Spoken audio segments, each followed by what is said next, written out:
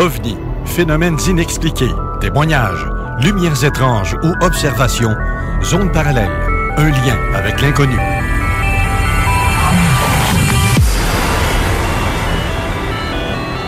Visitez notre site web à l'adresse www.zoneparallèle.com.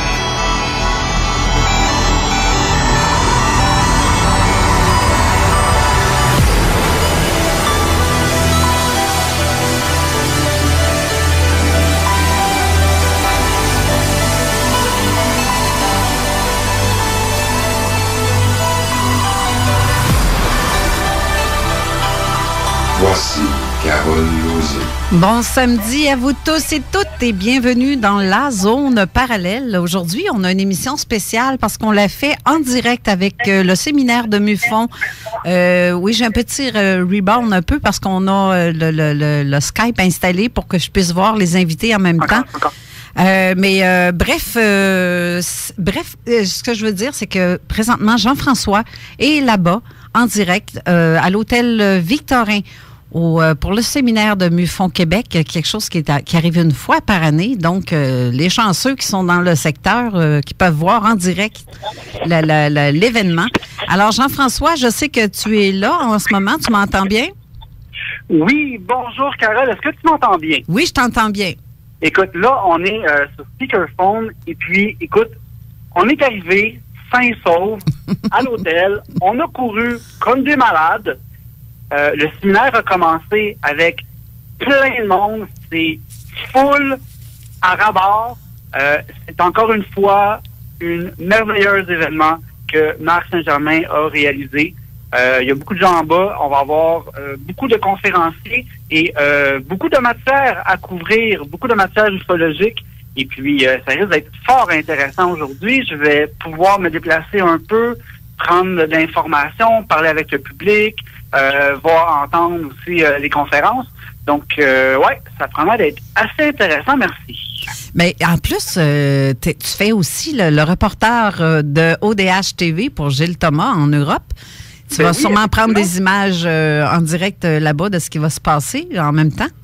Ben oui, effectivement, comme si tu peux voir derrière moi, peut-être avec la caméra tu ne le vois pas, mais bien évidemment, j'ai encore mon setting comme au congrès de Richard Glenn. Donc, les auditeurs de ODH sur les chaînes YouTube, ODH 1 et 2, vont pouvoir aussi avoir des topos merveilleux qui touchent l'ufologie québécoise. Oui, j'ai vu tes photos tantôt que tu m'as envoyées. C'est un bon petit setup. Et oui, je vais aller vous rejoindre après l'émission parce que on va rigoler en gang. Ah ben oui. Et écoute, il faut que je prenne 30 secondes qui permet de remercier l'administration ici de l'hôtel Victorin qui nous ont prêté une salle ici juste pour nous. Fait qu'on veut les remercier. Et je veux aussi remercier mon directeur technique, Stéphane Duclos, qui m'a emmené ce matin de bonne heure. Que je salue en passant. Oui.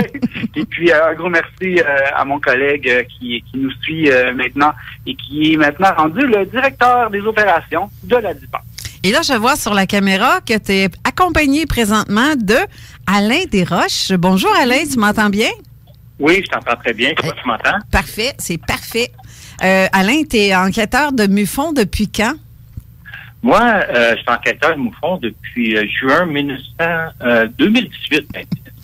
2018, mais avant de me joindre au MUFON, là, j'ai fait des petites enquêtes personnelles. J'ai fait beaucoup d'études en parapsychologie, dans le paranormal, le phénomène OVNI. J'ai regardé aussi les temples anciens. Je me suis amusé un peu avec ça. OK. Donc, tu as un intérêt depuis plusieurs années dans le domaine. Depuis mon plus jeune âge, là, on peut pas dire à quel âge, mais peut-être vers l'âge de 10-12 ans, dans ces coins-là. Oh! Oui. Quand même. Ça fait 40 ans, 50 ans de ça. Là. OK. C'est ça. Puis, qu'est-ce qui m'a permis de me joindre au MUFON, c'est que, justement, je faisais beaucoup d'enquêtes solitaires. Puis, le fait de vouloir partager avec d'autres mondes. Puis aussi, c'est si on veut avancer dans le phénomène OVNI, je pense qu'il faut aller voir un petit peu plus loin.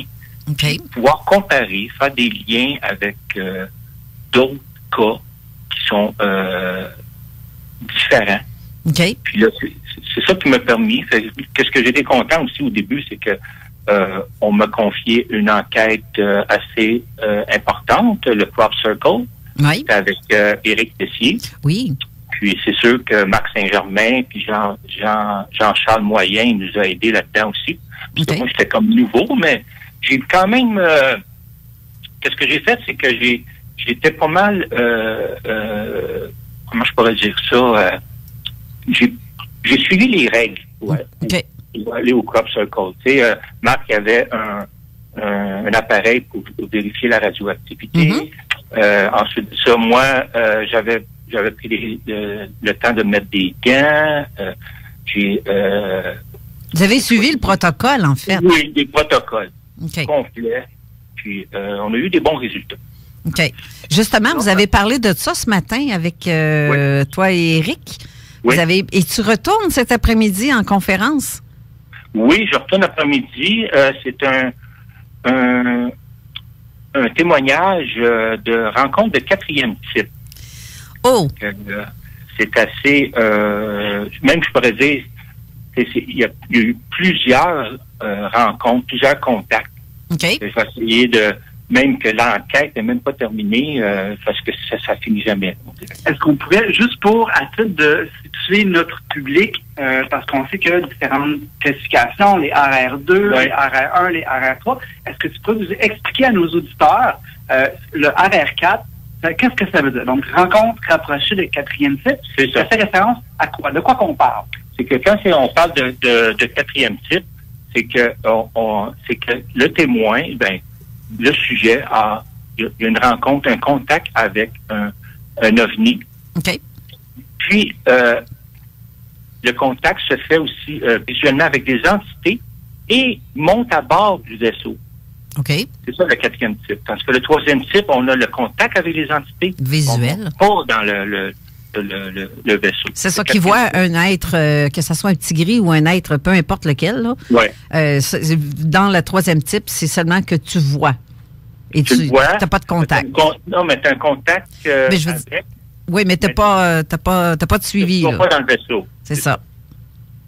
Puis ça peut aller jusqu'à une rencontre de 5e type. Oh, le CS5 en anglais? Ouais. Qu'est-ce que le CS5? C'est que c'est la même chose que le 4, sauf qu'on a des effets psychologiques permanents. Puis même que je pourrais dire, c'est très rare, là. Ça peut aller jusqu'à la mort du sujet. OK. Que moi, je n'ai pas rencontré, là.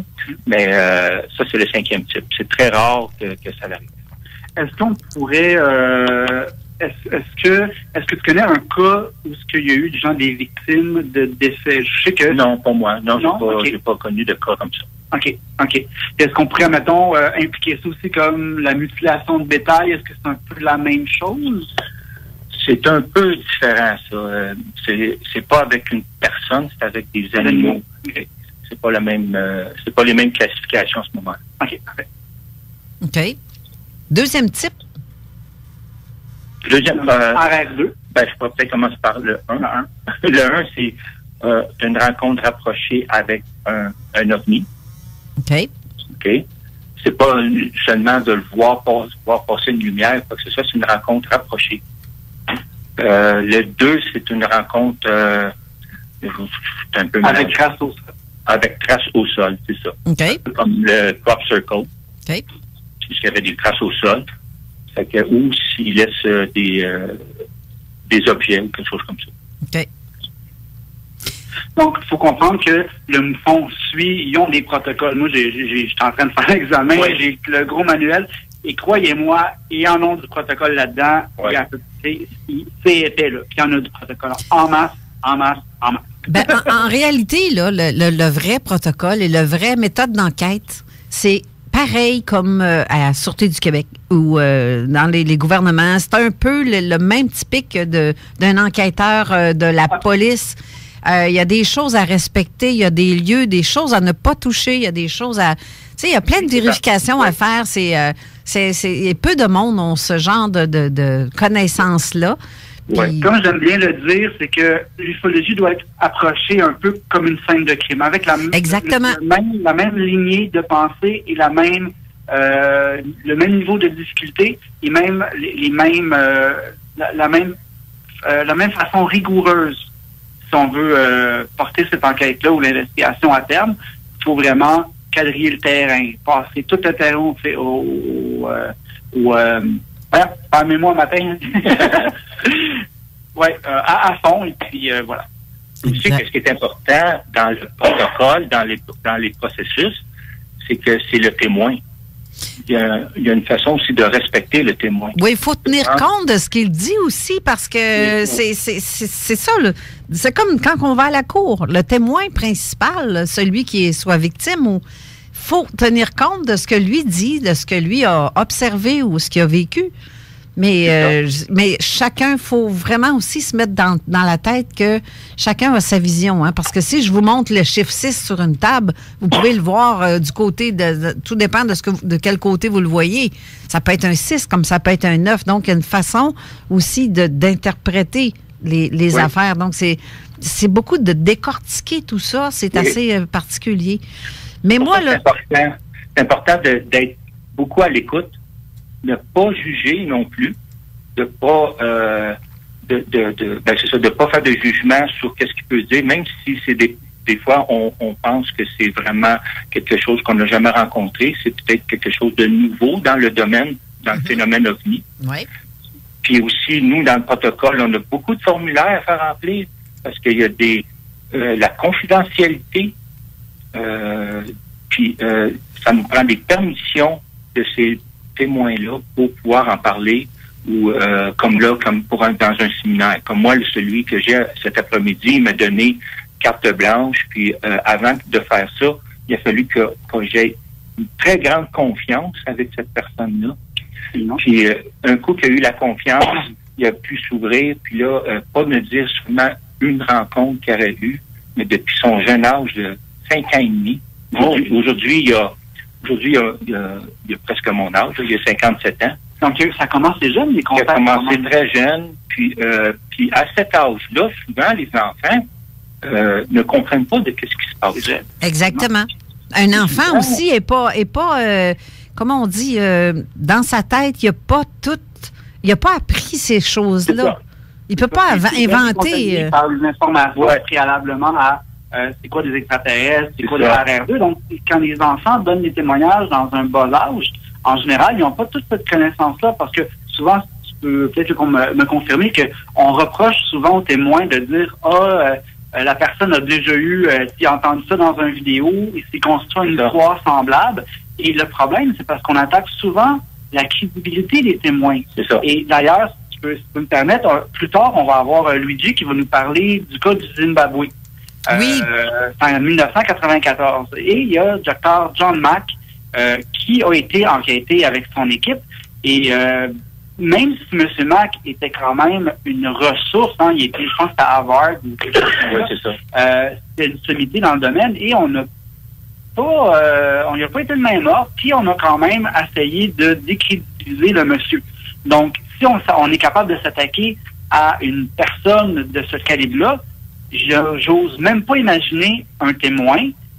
Et souvent, on essaie de critiquer le témoin, de le rendre non crédible aux yeux de la recherche. Et ça aussi, il faut que ça arrête. Parce que les témoins, avant qu'ils nous appellent, et corrigez-moi si j'ai tort, souvent, ils vont nous appeler et souvent, ils ont fait déjà un genre d'analyse.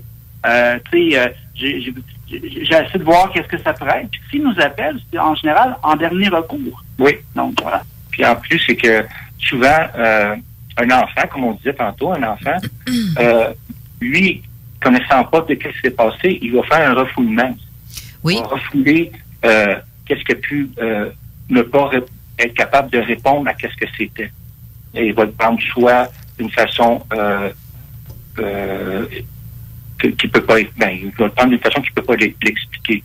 C'est par après, plus tard, lors lorsqu'il vieillit, lorsqu'il s'aperçoit qu'il se passe des nouvelles choses, des fois même que son ESP va se développer, c'est-à-dire sa perception extrasensorielle va peut-être se développer pour quelques-uns que j'ai vus, là, des cas. Puis là, c'est là qu'il va se poser des questions, puis il va aller chercher dans sa mémoire, puis essayer de vous en souvenir là aux âges qu'on a quand on avait 4 ans, 5 ans, un petit événement qui s'est passé, puis qu'on a refoulé. On s'en souvient pas. Ouais. Mais pourtant, on est avec ça en très bas âge, là, jusqu'à l'âge de 5 ou 6 ans. Tous les enfants sont capables de vision, sont capables de ressenti parce qu'ils ont leur cœur d'enfant encore. Exact. Ils sont pas salis. Ils sont pas salis dans leur tête de tout ce qui peut... c'est ça qui est pas... En tout cas, bref. Oui. Et j'entends souvent les gens dire « Ah oui, mais à cet âge-là, tu sais, c'est des enfants, ils ont tous des amis imaginaires. Ouais. » Ça, j'entends souvent. Mais c'est pas tout le temps le cas. Non. Surtout aujourd'hui, ils ont accès à des tablettes, ils ont accès à tous des films que nous, on n'avait pas dans le temps. Nous autres, c'était un livre qu'on pouvait voir une image quelconque, une soucoupe volante, et qu'on a fait ça dans le temps. Ça peut nous influencer. Oui, c'est ça. Mais aujourd'hui, ils ont des dessins animés, ils ont accès à l'Internet, à tout. Ça peut être très influençable pour eux quand ils sont enfants. Oui, j'ai Jean Morissette qui me rappelle, que je salue en passant.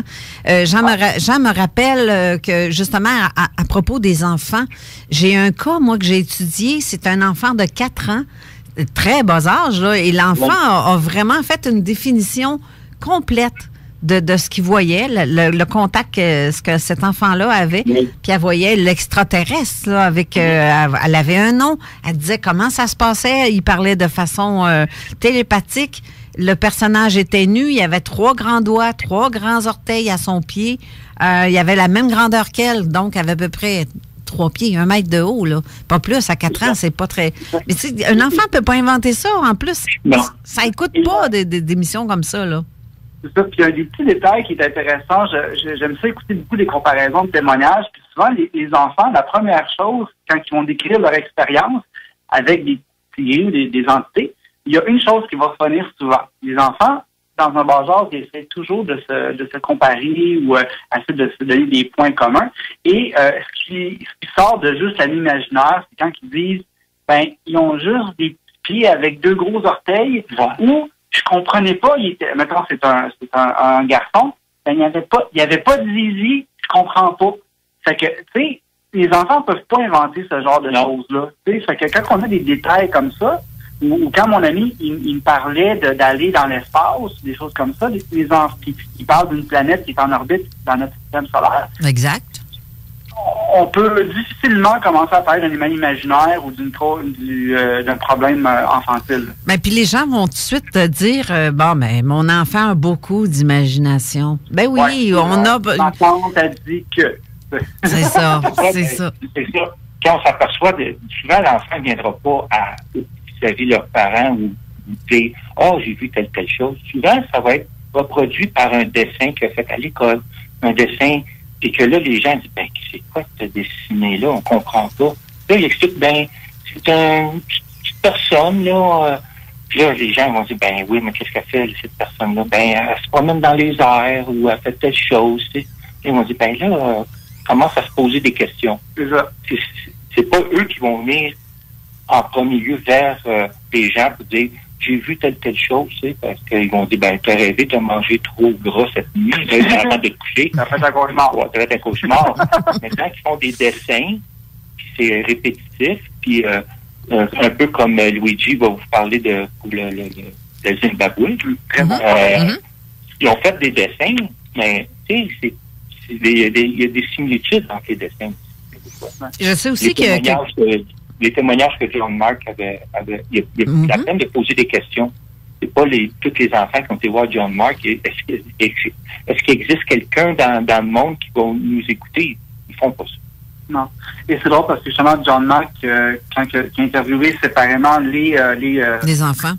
Les enfants et les enseignants ont tous dit la même chose. Ils se sont tous ramenés traumatisés. Et les enfants ont fait aussi des dessins. Ils ont tous eu les mêmes définitions de témoignages et les mêmes dessins. Exact. Et tous les enfants s'entendent pour dire qu'ils ont tous vu des images dans leur tête d'apocalypse, la peur.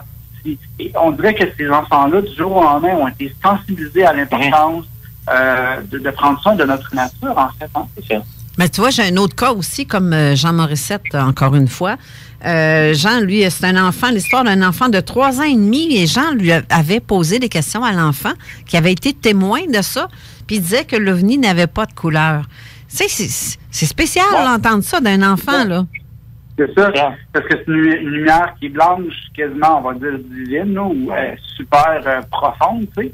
Et puis, il n'y a pas de mots pour décrire ça, mais encore là, quand un enfant se sert de ce genre de terminologie-là, tu sais, sachant très bien que le blanc comporte toutes les couleurs, tu sais, il faut se poser des questions. Ouais. Mais Alain, pendant que je t'ai, justement, je te trouve très intéressant parce que je sais que tu as un cas de la Gaspésie dont tu vas parler aussi un peu tantôt, mais j'aimerais ça que tu m'en glisses un peu quelques mots parce que ça me... je peux vous dire quelques grandes lignes. Oui.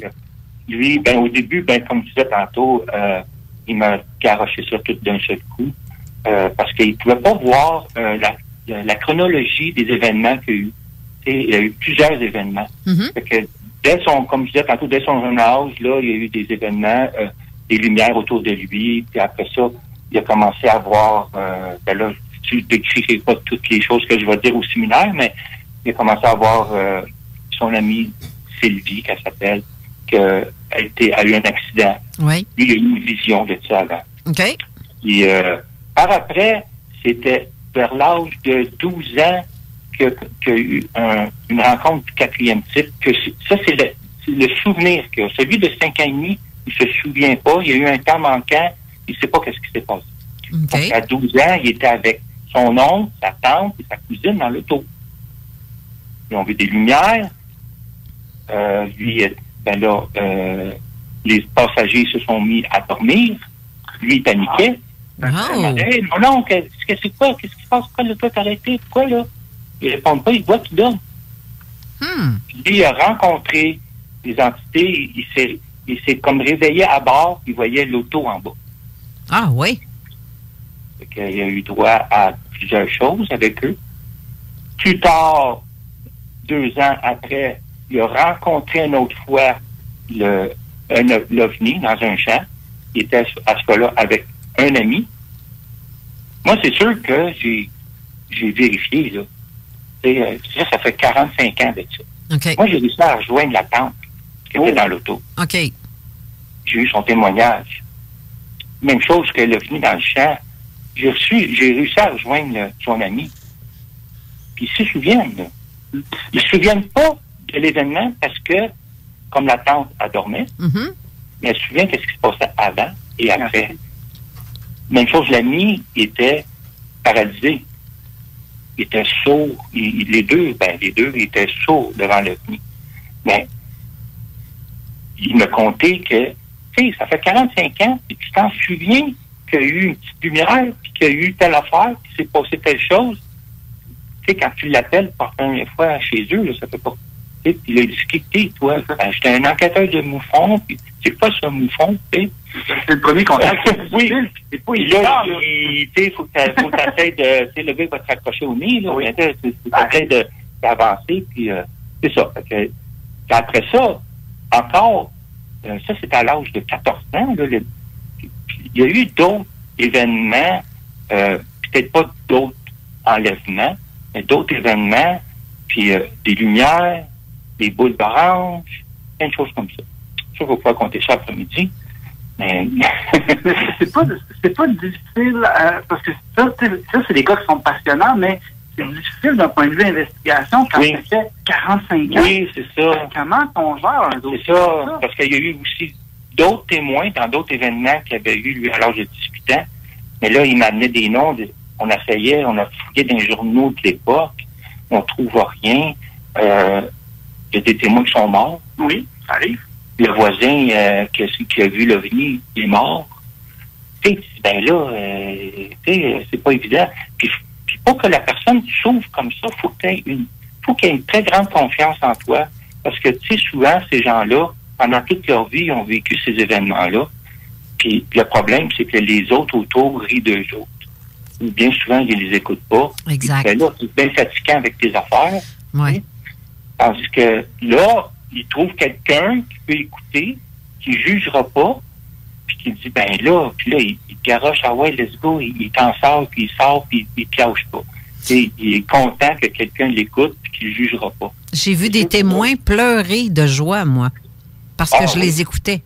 Ah, C'était fou, là. Alors, c'est bien, tu sais, quand tu as été traumatisé, quand tu as vécu un enlèvement, tu as subi des examens médicaux un peu malgré ta volonté, c'est comme un viol, et que là, tu vis avec ces conséquences-là toute ta vie, puis que enfin, il y a quelqu'un qui te conseille, qui te dit « Hey, je peux faire un bout de chemin avec toi, si tu me permets. » Et c'est très important. C'est là que la confiance en investigation, tu sais, déjà que notre domaine est vraiment tabou, puis même nous, les enquêteurs, on fait comme les extraterrestres, mais les gens ne comprennent pas à quel point qu'on fait un travail essentiel sur le terrain.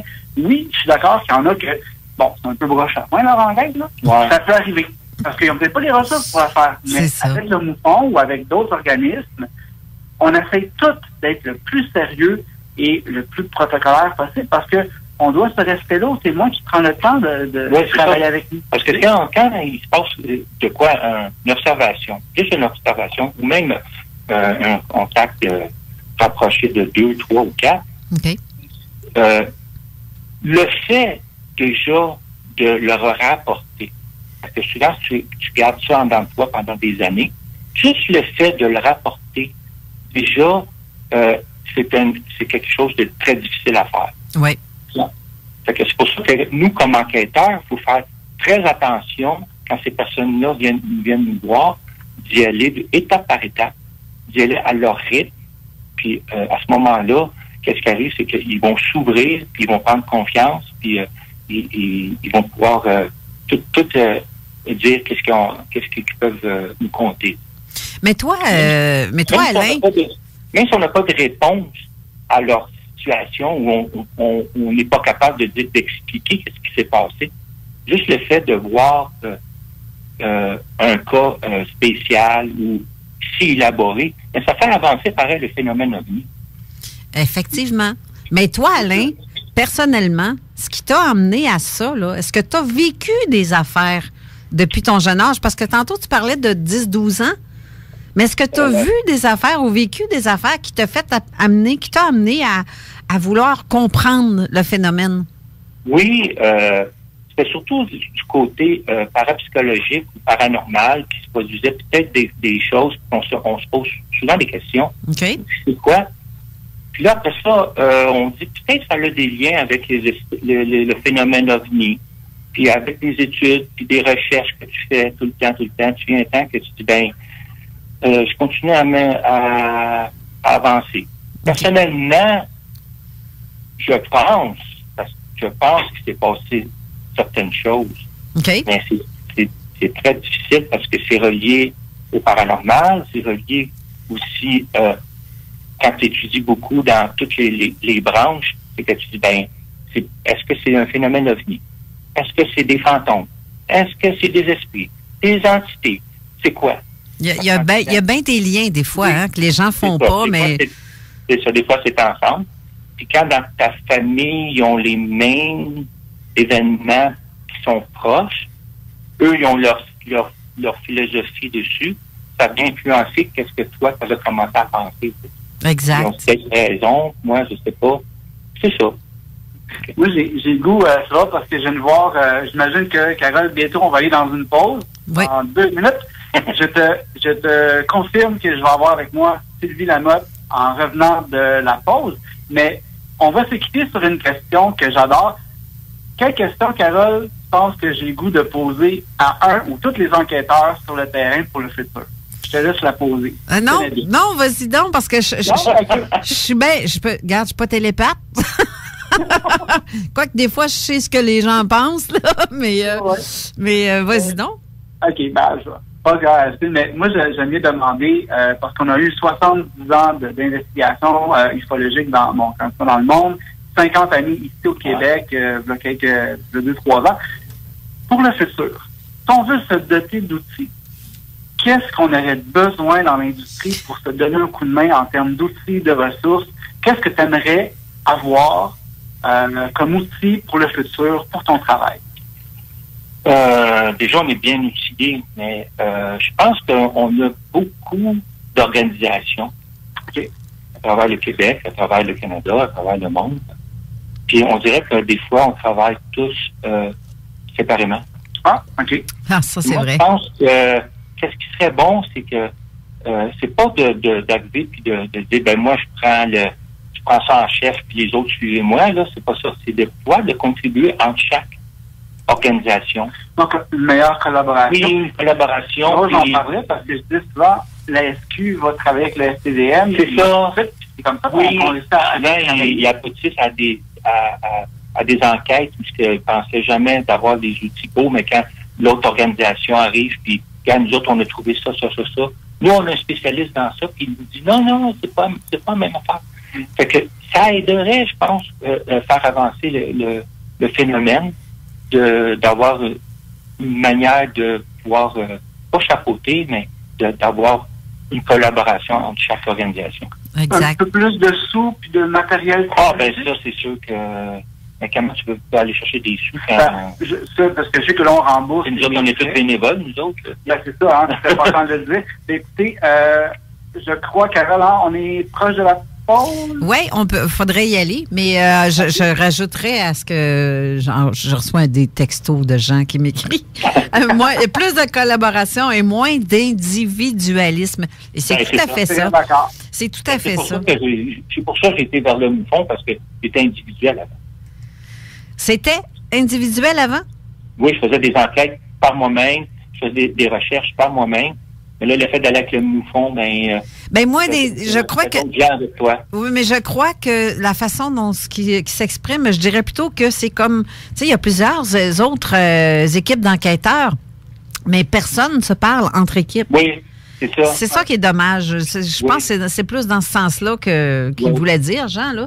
Oui. Mais c'est vrai que c'est dommage. Là, on va vraiment devoir aller à la pause. Je te remercie beaucoup, Alain. Tu vois, c'était pas si bien que ça. Ça fait moins mal qu'aller chez le dentiste, hein? Il a fait ça quand même, il était un petit stressé. J'ai dit, t'inquiète pas, une fois que tu vas avoir jasé avec nous autres, tu vas voir ça va bien aller. Ben, c'est ça. C'est ça. C'est comme si on jaserait entre amis dans un salon. C'est juste que je te dis pas le nombre d'auditeurs qui nous écoutent parce que tu vas perdre connaissance. Ce sont des chiffres astrominales. Astrominales, oui. Et je rappelle aux gens que ceux qui ont des questions à poser à les enquêteurs à qui on va parler en studio, vous pouvez le faire par texto au 581-500-1196. Mais pour faire différemment, aujourd'hui, au lieu d'écrire vos questions sous le poster, on va écrire, je vous demande d'écrire vos questions sous la vidéo du direct que j'ai faite 15 minutes avant l'émission. Je vais vous lire là à ce moment-là parce que le poster, je me suis rendu compte qu'il a été posté 2 fois puis ça me tente pas de courir d'un post à l'autre. Alors, merci beaucoup Alain Desroches. On revient tout de suite après la pause avec Sylvie Lamotte. Merci. Merci à vous. Merci, bye-bye.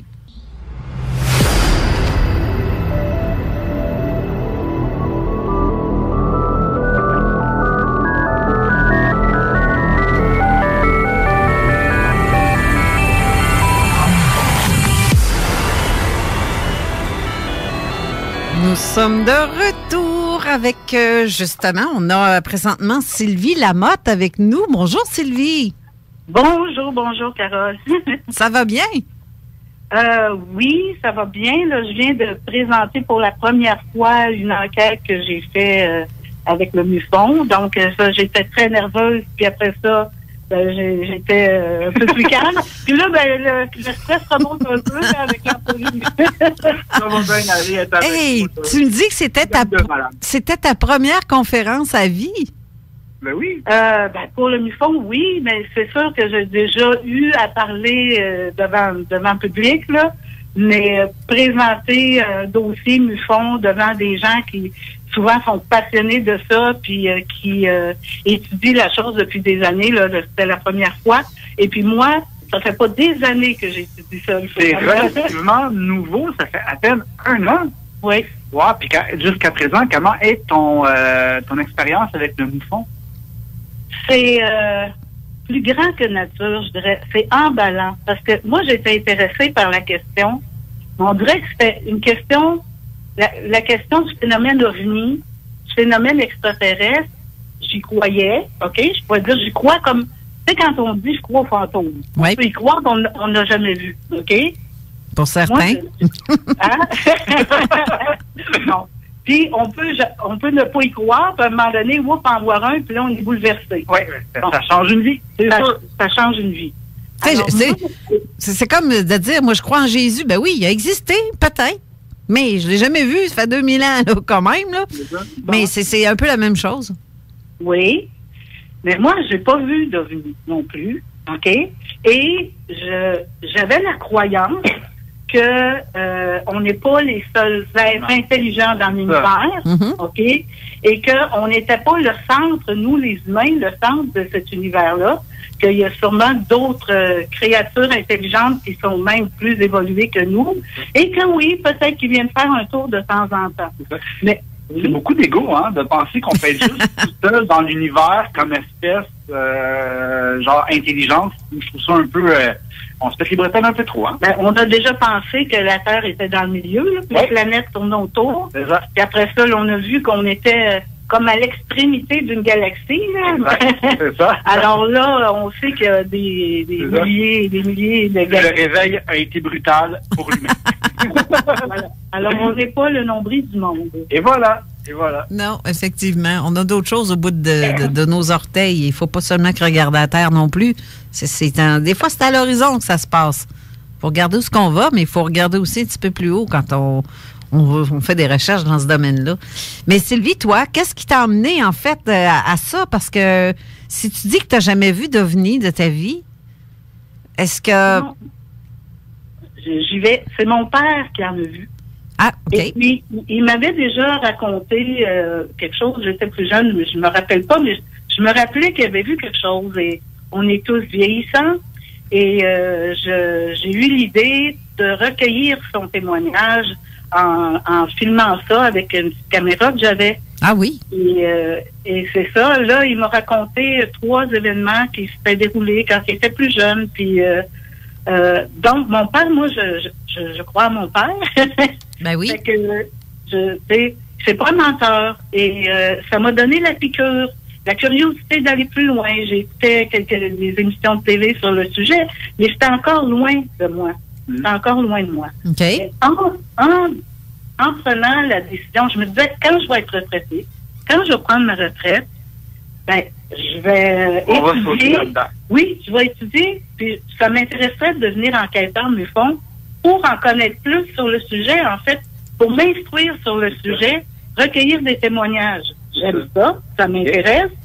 Puis c'est ça, diffuser l'information aussi. Parce que c'est quelque chose, j'imagine, de dire, on écoute un documentaire à Canal D, c'est très sympathique, le souper il est prêt, puis, mais de décider d'adhérer à un groupe et de faire des enquêtes, aller sur le terrain et donner du temps à cette cause-là, il y a quand même une longue marche. Là.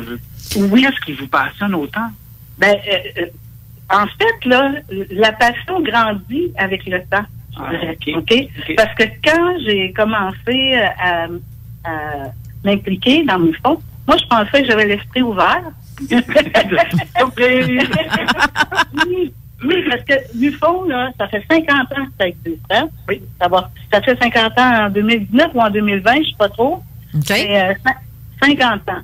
Fait que ça fait 50 ans, eux autres, qui recueillent des témoignages, qui écoutent du monde un peu partout dans le monde et qui font des pressions auprès des gouvernements et qu'ils reçoivent de l'information d'un paquet de gens et eux, ils ne sont pas à croire au phénomène. OK? Pour eux autres, le phénomène est là et est bien réel. Fait qu'il y a un pas à faire, un pas de géant. Fait que moi, mon esprit, il est toujours ouvert. Mais il y a tellement d'informations que ça rentre pas tout de complexe, hein? C'est très complexe. Fait que il y a des choses que j'entends, que je comprends, que je raisonne avec mon intelligence, mais pour vraiment adhérer à toute l'information qu'il y a là, j'ai des pas à faire. Ah, c'est clair. Puis tantôt, si on peut situer un peu combien ça prend de temps, on parlait de 50 ans, mais si corrigez-moi si j'ai tort, c'est écrit un peu après le projet Blue Book. Donc, il y a eu des initiatives de groupes indépendants, je pense, qui n'étaient pas très satisfaits des conclusions du gouvernement. Et là, on s'est dit, on va créer un groupe et le MUFON est né, si je ne me trompe pas. Moi, je pense que ce qui arrive sur notre planète, l'histoire de notre planète, puis ce qui arrive sur notre planète d'ailleurs ou d'en dedans ou de partout, on doit être mis au courant de ça. Mais je réalise, quand je parlais d'esprit ouvert, c'est qu'il y a aussi des résistances qui sont normales. Tu sais, il y a des témoins que je rencontre qui me disent, bon, ben j'ai vu un objet gros comme un sous-marin sortir d'une petite rivière puis s'envoler. La personne me raconte ça, mais elle ne croit pas elle-même à ce qu'elle a vu, là. Parce que ça a duré 2 secondes. Puis elle a torsé ça dans un coin, puis elle dit, voyons donc, tu sais, ça se peut pas. Effectivement. C'est ça. Alors, quand on est... moi, quand j'écoute des histoires, quand j'écoute des choses qui me... Je vais avoir aussi des réactions de dire, ah, qu'est-ce que c'est ça? Ça se peut-tu? Puis, donc, je suis ouverte, mais je suis pas capable de tout digérer. C'est ça. Ben, ça prend un certain temps avant de digérer. Juste avoir, mettons, un cas d'enlèvement typique. Juste accepter que le témoin a pu vivre des expériences douloureuses comme un rat de laboratoire. Puis là, on dit ça pour un humain, mais il y a des enfants aussi qui subissent ce genre de choses-là. Puis tantôt, c'est ce que je vais parler justement, c'est que ça peut aller aussi aux parents, ça peut avoir un impact dans la vie de l'enfant. Puis là, la commission scolaire peut s'en mêler, les parents peuvent s'en mêler, puis après ça, c'est les examens, puis là, on trouve rien, puis à rigueur, la DPJ peut embarquer là-dedans. On peut, tu sais, ça peut aller loin. Fait que pauvre enfant, tu sais, faut creuser, là, tu sais. C'est sûr que moi, j'étais intervenante dans ma vie passée, avant de prendre ma retraite. Intervenante dans quelle section, dans quel secteur? Au niveau des services sociaux. OK. J'étais intervenante, j'allais rencontrer des gens, des familles. OK. Puis, c'est ça, ça prend une ouverture, une écoute, un accueil. Exact. Puis, des fois, justement, quand je dis la personne a de la misère à croire elle-même ce qu'elle a vécu elle-même, ben, faut lui donner du temps. Puis, je suis bien placée pour comprendre, même si je l'ai pas vécu. Parce que moi aussi, je comprends qu'on peut être résistant. Mais l'ouverture, je pense, c'est de rester ouvert, même s'il y a une résistance qui est là. Le fait qu'une personne se remette en question après son expérience, c'est pas un signe que, je ne peux pas dire ça à 100%, mais d'après toi, est-ce que c'est un signe de dire, je pense qu'il dit la vérité? Parce que l'humain a naturellement un questionnement de dire qu'est-ce que j'ai vécu, puis il va peut-être essayer de l'expliquer logiquement dans son cerveau pour réduire la douleur. Oui, je pense que ça fait partie des critères. Ah? Ça fait partie des critères d'essayer de trouver des explications rationnelles, d'essayer d'étouffer ou d'essayer de voir dans les journaux s'il n'y a pas des gens qui ont déclaré avoir vu ou vécu la même chose ou d'avoir envie d'étouffer l'affaire. Puis, j'ai pas une longue expérience là comme enquêtrice à Moufon, là. Mais c'est sûr qu'il y en a qui c'est par des rêves que l'information peut arriver. En effet. Il a tellement mis ça loin. Peut-être la personne elle-même qui a bloqué l'information, mais des fois, c'est d'autres aussi qui ont comme donné des commandes d'oublier ce qu'ils ont vu ou ce qu'ils ont vécu. En effet. Moi, je suggère même fortement une étude en sémiologie pour apprendre à comprendre le langage des signes aussi. Oui. Parce que les gens, on voit tout de suite quand quelqu'un ment ou quand quelqu'un cherche. Tu sais, on voit de quel côté tu regardes, si tu regardes à gauche ou à droite. Tu es capable de savoir s'il va chercher ça dans son imaginaire ou si c'est dans une chose inventée dans le style ou si c'est vrai, c'est rentré. Tu sais, il y a plein de signes qui fait que... Vrai. Oui, c'est vrai. Tu parles du langage non-verbal de la personne. Exact. Et des fois plus éloquent que ce que la personne est capable de dire. Et ce qui est intéressant, c'est que c'est sûr qu'on n'a pas... tu sais, l'ufologie a évolué. Tu sais, j'ai encore des gens, des sceptiques qui nous relèguent souvent des rangs d'amateurs, mais il y a des gens qui prennent de la formation continue, qui, à part le fait qu'ils sont ufologues, ont des formations, des bacs, des maîtrises dans certains domaines qui peuvent leur donner une certaine crédibilité et une certaine outillage aussi pour intervenir à ce niveau-là. C'est ça qui devient intéressant. Donc, on n'est pas juste du monde qui va sur le terrain et qu'on croit aux ovnis tout le temps, 100% du temps. Là, tu sais.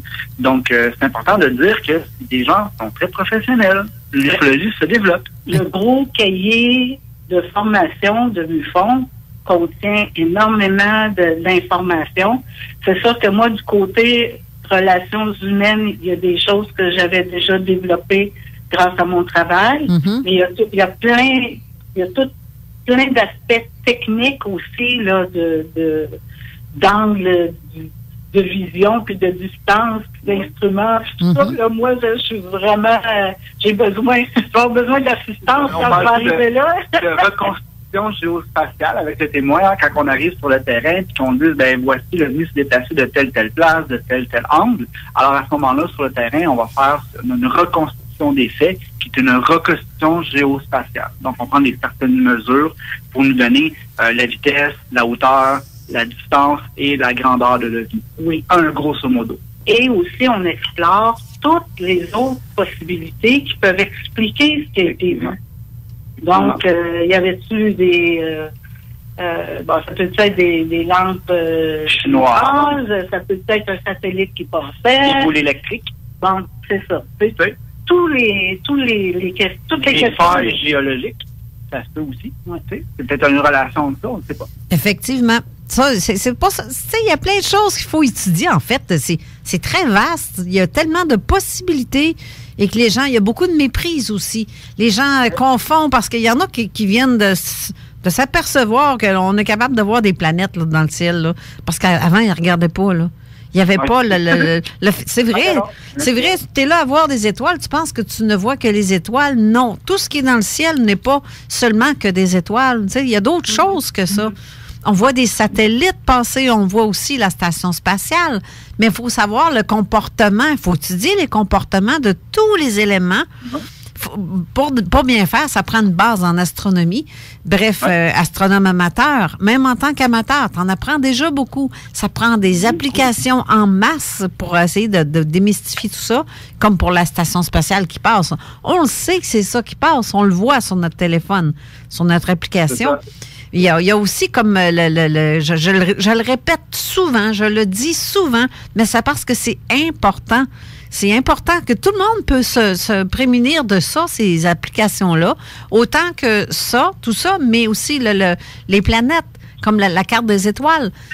Tu vois quelque chose qui brille dans le ciel, là, ben officiellement, c'est bien peut-être une étoile que tu vois, mais pour te le confirmer, mais 90% des chances, c'est une étoile, là. Oui. C'est explicable. Exactement. En fait, comme ce qu'on a appris la semaine dernière à l'émission avec Patrick Tremblay, il disait que tout ce qui brille, qui scintille, c'est une étoile. Une étoile, c'est un soleil.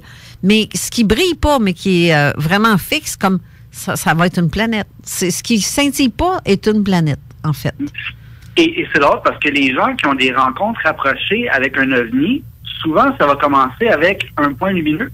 Mais rapidement, le phénomène va se transformer en l'OVNI va descendre, va voler à une certaine distance des arbres, il va avoir contact physique, il va avoir d'autres lumières qui vont apparaître sur le vaisseau, ça va être polymorphe. Exact. Donc, on est rendu déjà beaucoup plus loin dans la réflexion que juste c'est une étoile. Tu sais, quand il y a une rencontre rapprochée ou un enlèvement, on est loin de l'étoile dans le ciel qui flash. Là, on s'entend. Puis il y en a qui le vivent.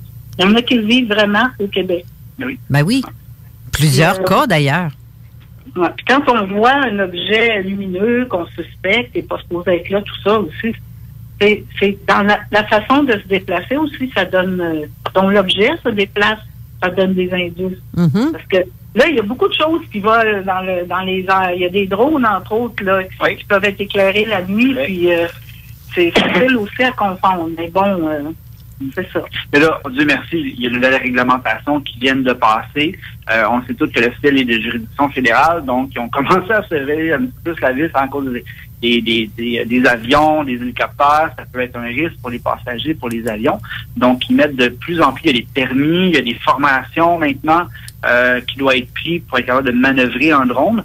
Et ils commencent aussi à se serrer la vis pour le drone commercial, là, les petits drones là, télécommandés par téléphone dans le cours des voisins. Mm-hmm.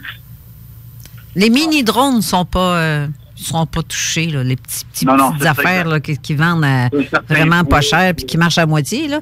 Ceux-là ne sont pas. C'est toujours un maudit bruit du tonnerre, ça fait rien. Ben oui. Ça, c'est comme un weed eater. Là. Il y en a qui essaient de nous impressionner puis qui font exprès pour passer. C'est juste cet hiver. Hein, j'étais avec Alain dehors. On s'était fait un feu. Puis il y en a un qui essaie de nous impressionner avec son petit drone. Il est gros comme 6 pouces. Là. Puis on l'entend comme... Voyons, c'est... Parce que lui, comme je pense, c'est un fantôme 4 qui est ton chum? Oui. C'est ça, on s'entend dessus, c'est ça. Oui, c'est ça. C'est pas la même. Puis même encore, son fantôme, il fait un bruit, là. On l'entend. On est capable de voir. Puis plus un élément s'élève comme ça, plus qu'il est haut, plus il est petit. Mais quand tu vois qu'il y a quelque chose qui est très haut, mais qui est gros, t'es un peu là, c'est ça. Il y a une différence. C'est vrai. La personne, la première enquête que j'ai faite, que j'ai présentée tantôt au séminaire, cette personne-là était au courant de mon intérêt, puis voulait me raconter son histoire, puis j'ai dit, écoute, attends, je suis en train d'étudier pour devenir en Tu n'as même pas certifié qu'on t'a déjà donné un cas. C'est bon, là. La personne voulait me parler de ça parce qu'elle savait que ça m'intéressait. J'ai demandé d'attendre, d'avoir réussi mon test. Ça trouve qu'on ne se situe pas comme des têtes pas de poule n'importe où. Vous voyez, là? Des poules pas de tête, tu veux dire? Des têtes pas de poule. Je suis encore ces pilules de mon opération. Quoi que, en fait, une tête pas de poule, c'est pas, ça va pas vite. Mais c'est rendu où dans l'étape d'investigation? Il y a eu investigation préliminaire et là, vous êtes rendu dans la deuxième partie de votre investigation? En fait, j'ai fait mon test là, pour devenir enquêtrice. J'ai réussi l'examen. Bravo! Et puis, il faut avoir 80%. Oui, et plus. Oui, c'est quand même tough, hein? Je le fais présentement, là, c'est pas c'est ça. Et puis, dès que j'ai eu ma réponse, j'ai recontacté cet ami-là, puis j'ai mis une caméra, puis ça y est, raconte-moi ce que tu as vu, puis qu'est-ce qui s'est passé, puis tout ça. Puis, ce qu'il raconte, c'est un événement qui s'est passé en 78. Oh, ça fait quand même un certain temps, là. Ça fait longtemps. OK. C'était à Louisville, en Mauricie. Mm-hmm. Okay. Il était allé rendre visite à de la famille et il profitait de la piscine. Tout le monde se baignait. Puis, c'était dans la Grande Carrière. Puis, en arrière, ça, c'est une route là, qui relie des villes de ce coin-là. C'était des champs. Et au bout du champ, il y avait une forêt au loin. Et à un moment donné, il voit un gros hélicoptère noir à 2 hélices. On voit pas ça souvent, hein? Non. Non, mais une fois qu'on commence à investiguer, là, je trouve qu'il y en a pas mal des hélicoptères dans ça. On dirait qu'ils nous suivent, là. OK. Puis, mais là, il n'y en avait pas seulement un, il y en avait 4. 4 hélicoptères noirs à 2 hélices. Okay. Fait que là, il était très intrigué de ça. Et... Est-ce que ça emmenait quelque chose dans l'histoire? Non. Mais c'est une bonne question. Il était comme positionné en losange. Il était au-dessus du sol, mais lui, il voyait le blé là, qui brassait à cause du vent créé par les hélices. Ouais. Puis, il a vu que plus loin, il y avait un gros objet de forme ovoïde, de couleur orangée une partie et gris-mat l'autre partie. Ah ouais? Là, c'était au-dessus du sol. Et les 4 hélicoptères étaient un petit peu plus loin que de cet objet-là. Il semblait... En mode observation? Oui, c'est ça. Il était stationnaire. Est-ce qu'on a trouvé, ou est-ce que ton témoin a vu des signes distinctifs de l'armée canadienne ou une ressource d'intervenant? Pas de signes. Pas de signes. Noir. Ouais. Oh! Ouais. C'est OK. Et puis, est-ce qu'ils ont encerclé l'objet? Est-ce qu'ils l'ont pris en chasse? Qu'est-ce qui s'est passé? Non. Il y a eu 4 hélicoptères stationnaires placés en losange. Okay. L'objet de forme ovoïde un peu plus loin. Okay. Qui, à un moment donné, a relevé le nez, mettons, le devant, là, s'est mis comme comment est-ce qu'on dit ça, en diagonale, par rapport au sol, et qui a rapetissé tranquillement. Ah oui. Qui a rapetissé, puis au point de disparaître. Ah, donc ça a changé de forme, ça s'est réorienté, puis ça a disparu. Oui, ben oui. Puis des fois, à la vitesse que ça disparaît, des fois, c'est impressionnant, là. Ben oui. Tu fais comme, ben voyons, ce qui est rendu. Ça se peut pas, là. Mais moi, la question qui me vient en tête, c'est ils l'ont détecté, l'OVNI, là. Ils ont envoyé 4 hélicoptères, ça veut dire qu'ils ont eu une trace sur un radar à quelque part parce que le ciel, encore une fois, est de juridiction fédérale. Si on l'a, ça veut dire que signature sur radar, puis qu'ils ont envoyé des hélicoptères pour l'intercepter à un certain degré. Donc, on a une trace à quelque part de ça. Là, l'histoire, là, du coup. Ah! Je peux pas rencontrer. Ça, faut voir la deuxième partie, ça.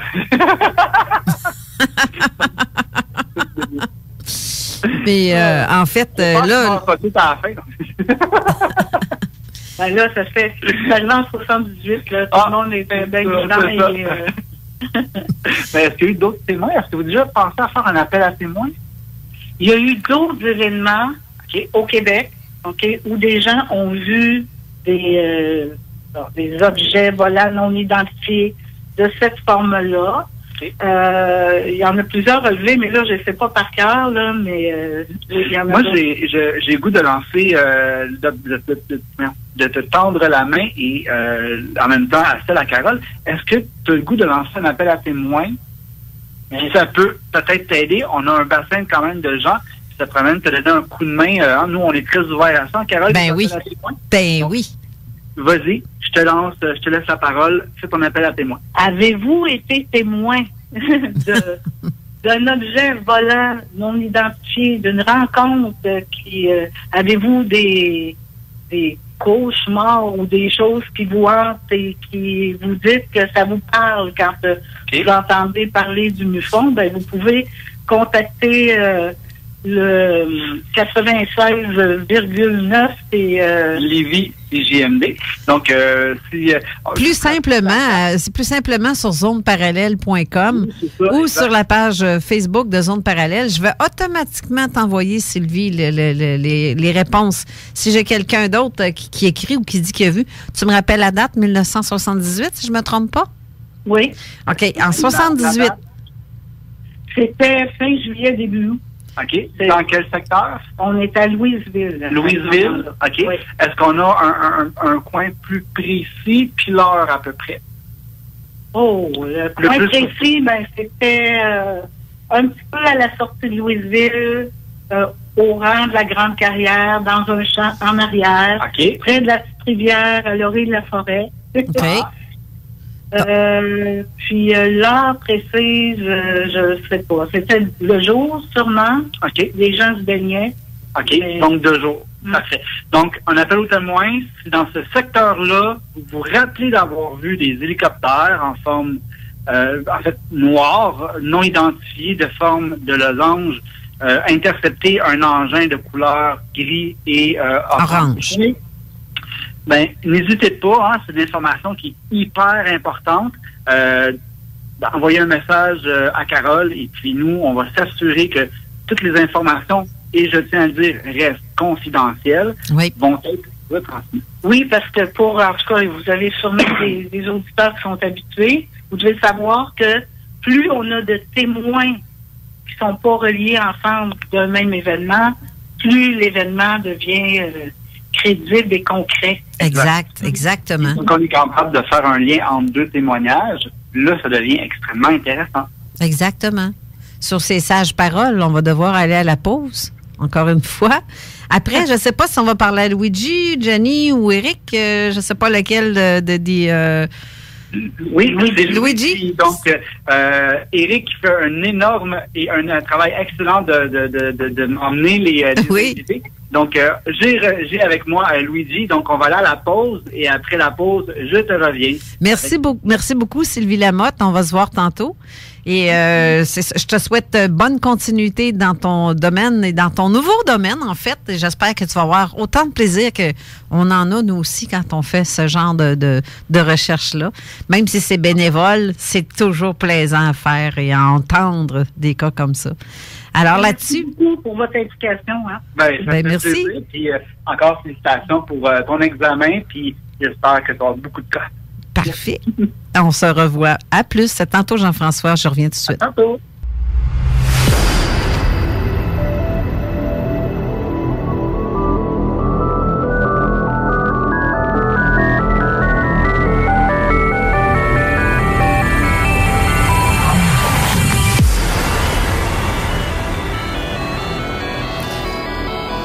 De retour avec le séminaire de MUFON en direct, mais avant de continuer, je vais faire une petite topo de la météo présentement. Il fait présentement ici à Lévis 6 degrés. Le temps ressenti, donc on se posait qu'on on ressent sur 3, mais en tout cas, je trouve qu'on gèle pas mal à matin. Les vents sont du nord-est à 17 km/h et le plafond est très bas à 600 pieds, donc on a comme la tête un peu dans les nuages ce matin, ce midi en fait. Ça s'arrangera pas dans le courant de la journée en tant que tel, mais demain, par contre, on annonce ici 7 degrés avec du soleil. Les probabilités sont pas mal moins élevées pour la pluie, mais en fait, l'été va-tu arriver? Je le sais pas. Ça, c'est inexpliqué. Ça, c'est un phénomène. On est dû. Non, regarde. Donnez-moi de la maudite pluie. Comme on dit, ça va faire. Fait que je répète le numéro pour nous joindre en studio. Ceux qui ont des questions à poser, mais faites-le par texto, étant donné qu'on est déjà au téléphone. Le 581-500-1196, où vous pouvez écrire vos questions sous la vidéo du direct que j'ai faite juste avant l'émission, au lieu de prendre le poster parce que je l'ai posté 2 fois, puis je risque de courir une place à une autre. Je vais aussi bien mettre ça plus simple, on va mettre ça sous la vidéo de ce matin. J'attends vos questions pour ceux qui en ont. Et là, présentement, je vois que tu es à côté de, présentement, Luigi Vanditelli, qui est un enquêteur depuis quand même assez longtemps, je dirais, pour le MUFON, n'est-ce pas, si je me trompe pas, Luigi? Enquêteur senior. Senior, justement, c'est pour ça. C'est pour ça que je dis que ça fait... Et je voulais t'avoir en studio, justement. Ça faisait longtemps que je t'ai dit que j'aimerais ça t'avoir, mais... Oui, je me rappelle quand on s'était communiqué par Facebook. Ouais. C'est ça. Ben là, moi, on va avoir un extrait, mais la prochaine fois, là, j'ai une bonne émission qu'on aurait peut-être pour 2 heures à se jaser, juste toi et moi. OK.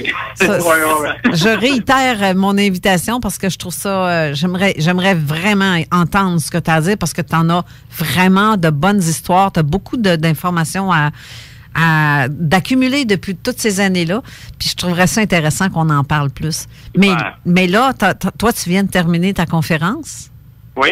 Et ça a parlé de quoi tantôt, ta conférence, en fait? Bien, la conférence aujourd'hui était par rapport au cas de Ruwa Zimbabwe, Okay. qui s'est passé en 94 avec les enfants dans l'école primaire de Ariel. OK. Et j'ai aussi parlé un petit peu du film Ariel Phenomenon qui devrait sortir cette année. Puis un peu de mon implication avec ça, mon implication avec Emily Trim, qui est une témoin principale de l'événement. Ah oui? Oui. C'est quoi ce film-là dont tu parles, là? Parce que ça me dit vaguement quelque chose, parce que Gianni, il faut croire que Gianni m'a quand même lâché des cues, là. Le documentaire officiel de l'événement de Zimbabwe s'appelle Ariel Phenomenon. OK. Donc, j'ai même une bouteille ici, mais tu ne la vois pas à la radio. Oui, je la vois, mais c'est les auditeurs qui ne le voient pas, c'est drôle, hein? Ariel Phenomenon, c'est ça. Donc, c'est le film qui a été... ça fait 12 ans qu'il est en production. OK.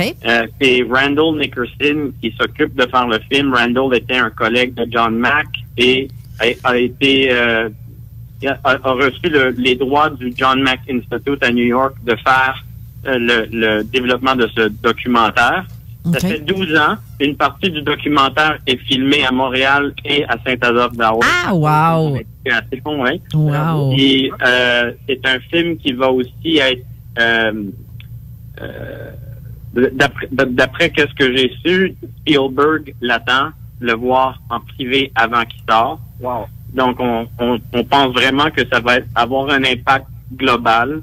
Il y a eu énormément de sous qui ont été investis parce que les élèves de cette école qui se trouvaient là en 94 ont tous déménagé. La plupart ont déménagé. Il y en a qui habitent en Australie, au Canada, aux États-Unis, à Londres. Donc, il y a eu beaucoup de frais de voyagement, de faire les entrevues avec les années. OK. Quand même 62 enfants. 62, oui. 62, c'est énorme. Mais il y en a plus que 62. Il y avait beaucoup plus que 62. D'ailleurs, il y a 1000 témoins dans les alentours de l'école. Oh, en plus. Oui, mais il y a eu des cas d'observation une semaine avant cet événement-là. Quelques jours avant et le jour même, il y avait eu des observations de soit un météore ou soit vraiment le monde qui ont vu l'objet volant circulaire, là, un genre de disque. Un pilote de South African Airlines a capté l'objet sur son radar et l'a vu de l'avion. Il y en avait 3, mais je pense qu'il y en a seulement vu un. Ah, c'est un élément, ça, qu'on n'a pas entendu parler, par exemple, cette histoire-là. Je trouve ça intéressant. Il y a beaucoup de choses qui vont vraiment être dévoilées à travers ce film. L'histoire de Zimbabwe, les informations qui ont été divulguées jusqu'à date, c'est quand même une bonne partie de l'histoire. Mais il y a énormément de détails qui n'ont jamais été divulgués pour la protection et l'intégrité de l'histoire. Mm-hmm. Parce qu'il y a quand même énormément de monde qui se sont permis de prendre des images et de vidéos et de créer leur propre mini-documentaire qui ne représentait pas vraiment le vrai cas.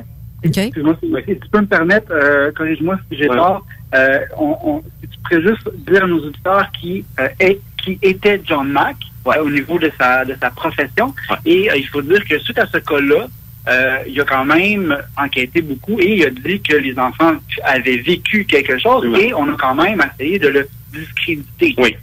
D'ailleurs, bon, John Mack était chef du département de psychiatrie à Harvard. Il est un Pulitzer Prize winner. Il a gagné un Pulitzer Prize. Mm-hmm. C'est quelqu'un qui s'est investi dans le domaine dans la recherche de ce phénomène après avoir rencontré Bud Hopkins. Mm-hmm. Il s'attendait jamais dans sa vie de rentrer dans ce domaine, mais finalement, ça l'a tellement fasciné qu'il s'est investi quasiment au complet. Le fait qu'il s'est tellement investi qu'il a été très public avec ses recherches a causé un gros problème à l'interne avec Harvard. Okay. Et le chef de Harvard, d'ailleurs, vous allez le voir dans le film, qui dit que John est complètement fou. Ouais. Donc, on va le voir pour démontrer que il y a deux côtés de toute cette histoire. Donc, c'était pas tout le monde qui voulait que cette histoire sorte. C'est clair. Et il a eu tellement de problèmes que ça l'a affecté, sa vie personnelle, ça a affecté sa vie professionnelle. Et donc, il a quand même vécu beaucoup d'obstacles. Et c'est drôle que tu en parles parce que rumeur veut que l'accident qui a causé sa mort en 2005, je crois, 2004, aurait été fait justement pour le faire taire. Mais maintenant, est-ce que c'est des oui-dire? Est-ce que c'est vraiment accidentel? Je pense qu'on n'aura vraiment jamais la réponse par rapport à ça. Moi, je suis assez public avec ça. Je vais quand même dire que c'est... Il y a beaucoup d'informations qui disent que c'est simplement un accident et il y a beaucoup de monde qui vont simplement dire oui, c'était un accident. Moi, j'y crois pas. That's it. OK. C'est comme notre invité Alexis Cossette-Trudel qui dit que Gadon, il est mort d'un suicide avec une balle par le 12 dans le dos. Tu sais, ça fait ça. Tout un suicide. Hey, non, c'est ça, tout un suicide là, ou les crises de cœur qui ont été. C'est facile. Il y a des trucs comme que justement on connaît, je les dirais pas en ondes, là, mais qui peut causer des crises de cœur. Mais en fait, c'est pas en faisant des peurs, dans le cachant dans le garde-robe. Ça peut arriver, là, mais il y a d'autres méthodes de faire une crise de cœur à quelqu'un. Mais c'est drôle que les gens qui en savent plus disparaissent d'une façon assez tragique comme ça. Par suicide. En tout cas. Le cas, si je ne m'abuse, a été réinvestigé investiguer et éventuellement, parce que je crois que l'OVNI il hovering on the floor. Oui. So, il a atterri. Oui, il a atterri. Genre, la question, c'est que est-ce qu'il y avait eu un site de RR2 officiel? Oui. Parce que l'équipe qui était sur le terrain, on dit, nous, on n'a rien trouvé de traces. Pas même énergie dans la forêt, dans les arbres. Oui. Qu'est-ce qu'on a trouvé de concret au long de l'investigation? Par contre, je vais vous dire que j'ai dû signer un contrat de confidentialité quand on a pour le film. Donc, il y a des informations que je peux pas le faire au niveau public parce que j'ai des informations qui ont été privilégiées, m'ont demandé de ne pas les partager. Okay. Je sais que Gunther Hoffer, un des investigateurs qui était là, on le voit avec un détecteur de radiation sur le sol et le détecteur était au maximum. Donc, il y avait quand même des traces, des signatures. Après plusieurs années ou sur le cas, tu veux dire? Combien de temps après le... Juste quelques jours après. OK. Ça veut dire que une théorie que j'adore beaucoup, c'est que si on a, comme Sainte-Marie-de-Mont-Noir, si on a une trace, si on est capable d'intervenir rapidement dans les prochains jours, il y a quand même traces de radiation résiduelle. Ben exactement. Des fois, ça peut rester 2 semaines. Fait que dans mon cas, ce que j'ai fait des détections justement avec la radiation, ça c'est ma faute du garage. Parce que en fait, ça c'était 2 semaines après, puis on avait toujours des traces au sol, peut-être moins grandes, mais c'était là quand même. Fait que c'est sûr que ça reste quand même. Dans le cas de Zimbabwe, les traces au sol sont devenues secondaires aux éléments psychologiques qui se sont passés avec les enfants par après. Okay. Donc le comportement des enfants, la peur qui a suivi, le changement de comportement a été tellement sévère que les investigateurs se sont précipités sur les enfants plutôt que sur les éléments physiques parce qu'il y avait vraiment un élément physique qui les a affectés. Ouais. Je pense que quand tu es rendu que tu as une 60aine d'enfants qui est gravement affectés par un phénomène comme ça, c'est une priorité d'intervenir au niveau de l'enfant. Exactement. C'est en soi, je vais pas prendre le mot preuve, mais je vais prendre ça comme une évidence que effectivement, il s'est passé quelque chose d'assez important. Absolument.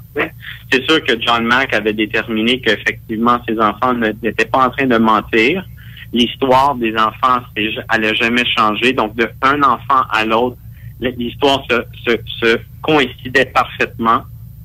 Il y avait certaines différences de certains enfants qui étaient à différentes places dans la cour d'école. Donc, certains enfants qui étaient très proches aux êtres versus des enfants qui étaient plus proches à l'OVNI lui-même, à l'objet lui-même. Donc, il y a certains élèves qui ont décrit l'objet très clairement et d'autres qui ont décrit les êtres très clairement parce que c'est la position de ce qu'ils se trouvaient. Et là, ça m'emmène sur un terrain que j'aime beaucoup. Il y a eu 2 vagues de humanoïdes. Il y a eu un avec un genre de capuchon. Puis après ça, il y a des petits êtres qui sont arrivés. Ou qui est apparu en premier? Puis comment ça s'est passé je ne connais pas l'être avec le capuchon. Okay. Est-ce qu'il y a des dessins et des récits qui disent que c'est comme des cheveux? Moi, un genre de cheveux. C'est comme Yoda, là, avec son petit casse, Yoda, dans le fond. C'est un peu moi, je vais vous donner ma théorie, puis c'est partagé par certains entre nous. Par contre, on va jamais le savoir. C'est que quand les enfants étaient proches, ils se sont sentis comme s'il y avait une bulle de temps. C'est comme s'ils étaient enfermés dans une genre de bulle. Et c'était comme un autre espace-temps. Et la théorie, c'est que si on regarde au-dessus de l'asphalte l'été quand il fait chaud, on voit une distorsion.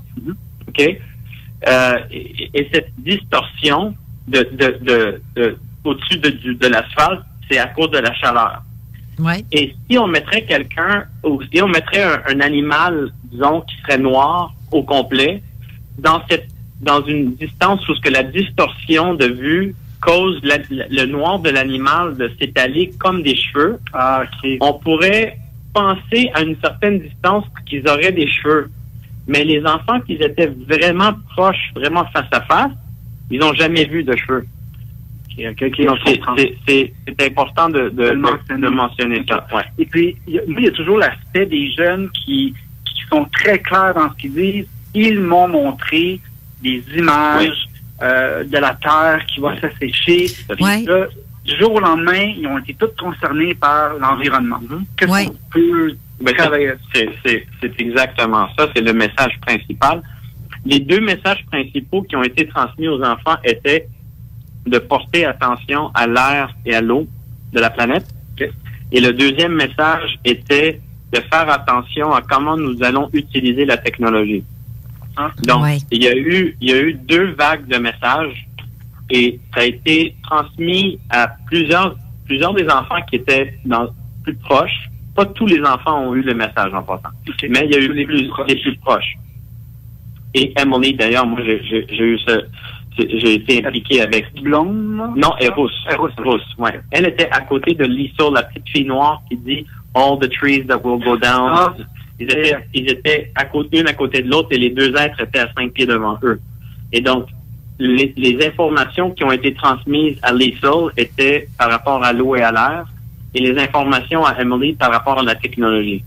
Okay. Et donc, c'est ça qu'ils ont vu, mais tous les enfants qui ont reçu des messages ont tous vu une explosion à la fin. Donc, c'était comme des milliers d'images qui se projetaient dans leur tête. Et ils voyaient plein de photos, on va dire, mais très rapidement. Et la dernière, c'était une explosion. Puis, aujourd'hui, Emily continue à dire l'explosion n'est pas une vraie conséquence pas une réalité, c'est pas ça qui va se passer, mais c'est une potentielle conséquence de ce qui peut se passer. OK. Donc, c'est plus un warning. Un warning. Exactly. Okay. Un warning. Ben, tu vois, en fait, c'est en s'intéressant à des enfants de bas âge, justement, parce que c'est notre avenir, les enfants. Ils vont partir avec une bonne base. Moi, je pense que c'est leur façon subtile d'entrer en contact avec ces gens-là. Là. Absolument. Oui. Moi, je trouve ça, ce gars-là, captivant pour ça, c'est de voir les témoignages quand ils sont petits et de revoir le témoignage plus tard. Et on le sait, pour moi, je ne sais pas pour toi, quand on fait une enquête et qu'on travaille avec un jeune, puis on le suit plus tard, on le sait que ça a eu un impact sur sa vie, puis que ça va influencer sa décision de carrière. Ouais. Qu'est-ce qu'on peut... est-ce qu'elle est rendue chez Greenpeace aujourd'hui? Non, mais c'est drôle parce que c'est la conversation principale avec Emily, d'ailleurs, c'est l'environnement et les enfants. Elle est extrêmement attirée aux enfants et elle est extrêmement préoccupée de l'environnement. Mais la chose que j'ai perçue à travers les années, c'est que un des messages qu'elle m'a dit qui m'avait vraiment frappé, c'était durant un souper. Une fois, on était dans un restaurant, puis elle commence à pleurer devant moi parce qu'on parlait justement de ça, puis elle pleurait assez intensément là. Et elle me regarde, elle dit, on est tous des menteurs. On est sur une planète qui ment de tout le temps. Elle dit, tout est un mensonge. Elle dit, quand on se présente à quelqu'un, c'est un mensonge. On se présente pour que cette personne nous aime, mais c'est un mensonge. Elle dit, tous nos actes, c'est basé sur quelque chose qui n'est pas réel. C'est tellement ça. C'est intense. Ouais. Écoute, puis elle dit, on a énormément de chemin à faire, avant qu'on arrive à comprendre. S'il y a un contact comme ça, puis qu'on a implanté ces visions-là, c'est parce qu'il y a un certain espoir dans le futur que we wake up. Si jamais vous allez sur openmind.tv, donc c'est une organisation en Arizona qui fait la recherche. Moi et Emily, en 2016, on a été conférencier là-bas et Emily, elle a fait un discours quand même très long qui a été enregistré, qui peut s'acheter sur openmind.tv. Et dans ce discours, c'est la première fois dans sa vie qu'elle parle de l'histoire des papillons. Okay? Et elle dit que c'est une histoire qui lui a été donnée par les êtres, par rapport à l'évolution de l'humanité et de conserver la planète, conserver la vie. Et l'histoire est tellement touchante que la foule, il y avait au-dessus de 1000 personnes dans la foule, tout le monde était en larmes.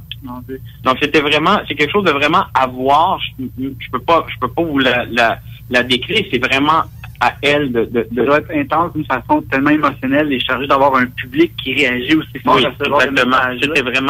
C'était incroyable. J'étais moi aussi. Tout le monde, on voyait des Kleenex, on voyait tout le monde en train de pleurer parce que le message était tellement basic, était tellement élémentaire, straightforward, mais qui prenait il prenait le papillon comme l'exemple de comment sauver la Terre. Okay? Et c'était le papillon qui nous parlait.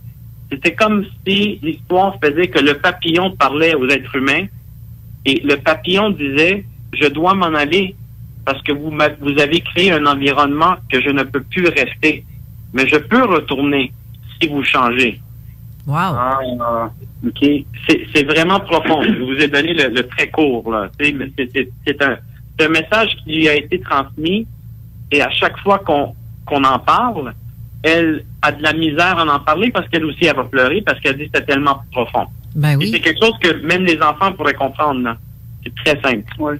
Puis je pense que le message, c'est, tu sais, en ufologie, il y a toujours l'aspect pur et dur de dire, on a une investigation, on a des preuves, puis le dossier finit sur les tablettes, mais est-ce qu'on peut travailler avec les témoins pour être capable de créer un momentum pour intervenir à un différent niveau, comme tu le dis, d'enfants, de nouvelle génération, c'est ça, pour aider à sauver notre planète qui est décidément en train de se désagréger, là, visiblement, là, tu sais. C'est une question de volonté et c'est une question d'ouverture d'esprit de la part de beaucoup de monde.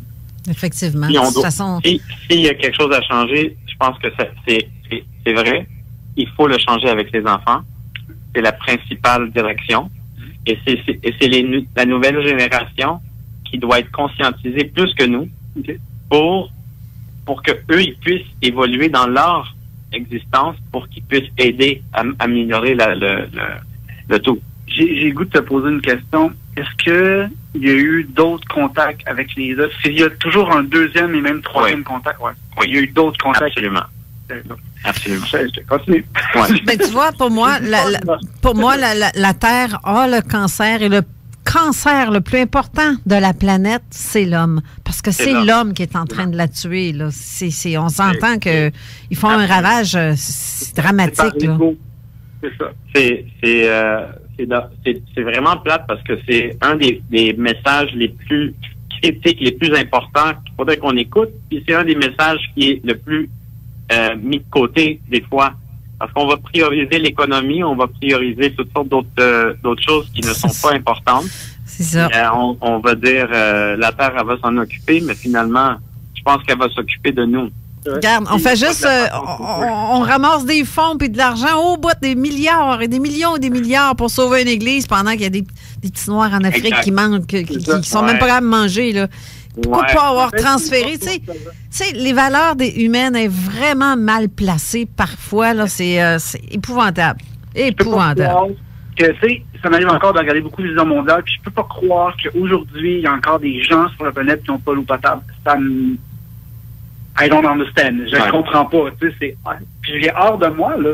Puis ça donne pas d'avoir une planète, d'avoir plein d'argent si on n'a pas de place où habiter. Mais les deux, moi, je constate que les deux plus gros problèmes sont l'argent et la religion. Oui. Donc, si on serait capable de changer notre système et éliminer ces deux éléments-là, on élimine l'argent, on élimine la religion, on va probablement avoir fait un pas vers l'avant. Pas la solution, mais un pas vers l'avant. C'est sûr, en 1993, j'étais au cégep puis j'avais étudié qu'à chaque jour, on jette 10 millions de bananes dans les poubelles pour garder le prix de la banane sur le marché. Si on les met sur le marché, il y aurait trop de bananes, donc il y aurait pas, ça vaut rien. Aïe, aïe! On pourrait nourrir des enfants pendant un mois et demi. Ça, c'était dans un cours au cégep à Dawson, à Montréal. Puis je ne vais jamais oublier quand on a constaté ça, on a dit « There's a problem ». Ben oui. Puis, regarde, même Dunkin' Donuts, ils jettent des beignes juste par le principe d'avoir fresh. Puis ça se ramasse dans les containers brand new. Et tout ça, c'est relié à l'argent. c'est vrai. Puis là, ce que tu parles anglais, j'ai une tendance à aller sur mon anglicisme. Je m'excuse, mais je vais faire attention. Donc, on va aller à la pause dans à peu près 1 minute. J'ai un autre invité. Puis, c'est du fun. On a du fun ici. J'ai mis fun, on a du fun. Wow! Ça, c'est un beau slogan, ça. Oui. Est-ce que tu vas continuer à enquêter sur ce cas-là? Puis est-ce que tu veux... en fait, y a-t-il des choses qu'on doit savoir ou quelque chose que toi, tu espères va débloquer sur l'investigation? Ben, je vais vous dire qu'est-ce que moi, j'ai décidé de faire maintenant en reliant le travail que j'ai fait avec Ariel et avec un nouveau projet que j'ai mis en place. On va bientôt partir à un site qui va s'appeler wearenotalone.com. Okay? Oh! Et il va y avoir un mouvement qui va suivre avec le We Are Not Alone. C'est le mouvement WANA, W-A-N-A, We Are Not Alone. Et le mouvement est dédié à l'argument de la discrimination. Donc, le sujet des ovnis ou de personnages qui ont vécu quelque chose de hors de l'ordinaire est souvent ridiculisé gratuitement pendant que le monde se bat fortement pour éliminer la discrimination sociale. Donc, on a un peu l'hypocrisie dans le système où on a de la discrimination pour les ovnis et les extraterrestres, mais on n'a pas, ça c'est correct, ça on l'accepte, mais on est tous en train de foutre le monde à la porte aussitôt qu'on entend qu'il y a eu de la discrimination par rapport à gender or racial whatever. Religion. Oui, exactement. Donc le mouvement WANA va essayer de protéger l'intégrité de les personnes qui ont vécu quelque chose en ayant un point de repère en disant we are not alone. And do not laugh at it. On demande pas de croire à quelque chose. On vous demande simplement d'arrêter de ridiculiser la chose. D'arrêter que ça soit tabou. Exact. Puis justement, peut-être d'avoir le message, comme qu'on a eu dans ce cas-là, de protéger puis de faire avancer la cause. Je veux dire, we all different, but we all the same. C'est ça. On est tous. C'est ça. Donc, et voilà. Et on va être obligé d'aller à la pause. On vous revient tout de suite après. Merci beaucoup, Luigi Vanditelli, d'avoir été là. Ben, en tout cas, va falloir qu'on se reprenne, ça c'est sûr. Ça c'est sûr. Ça va aller en septembre ou l'automne prochain si tu es disponible. Ben, alors, il reste à peu près 20 minutes à l'émission. Donc, ben oui. Eh oui, c'est la vie. C'est la triste vie des fois quand ça va. Quand on aime ça, ça va bien, ça va vite.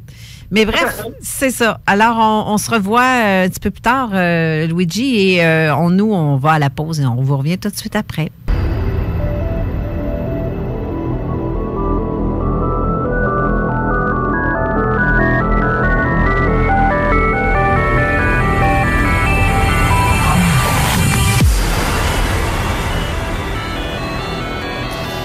Nous sommes de retour en direct du séminaire de MUFON à l'hôtel Victorin à Victoriaville.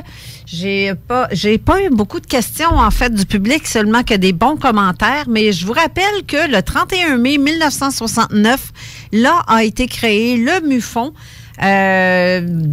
international, en fait, et pour créer en créant le projet Blue Book, en avril 1952 aussi.